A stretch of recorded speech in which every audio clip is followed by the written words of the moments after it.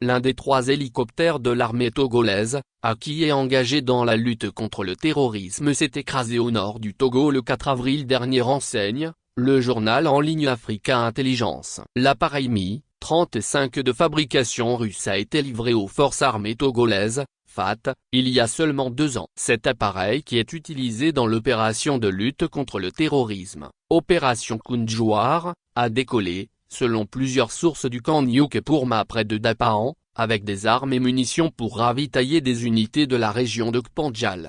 L'équipage, après 15 minutes de vol, a été contraint de rebrousser chemin et d'atterrir d'urgence à l'intérieur du camp avant que l'aéronef ne prenne feu, suivi d'une série d'explosions. L'hélicoptère est totalement détruit et les blessés transportés d'urgence au CHR de Dapahan dans l'après-midi du 4 avril 2024. Il faut rappeler que ces hélicoptères russes sont pilotés par des instructeurs biélorusses, une dizaine, installés depuis plus de 2 ans dans une villa ultra protégée à Nassable, un quartier de la ville de Dapahan, avant d'être récemment déplacés dans une résidence dans le Kpandjal.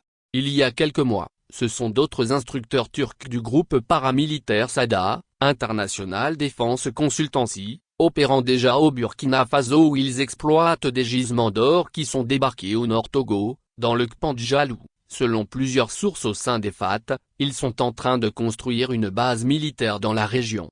Selon toujours les mêmes, il y a parmi ces paramilitaires turcs des géologues qui s'intéressent comme par hasard à la grande mine de manganèse dans la région. Le gouvernement togolais ne communique plus sur les opérations contre les djihadistes au nord du Togo, de même que les pertes au sein des FAT. Un silence de cimetière est également observé sur l'identité des instructeurs et groupes paramilitaires qui viennent en appui à l'armée dans cette zone. La cohabitation entre les militaires togolais et ces instructeurs étrangers débouche souvent sur des altercations.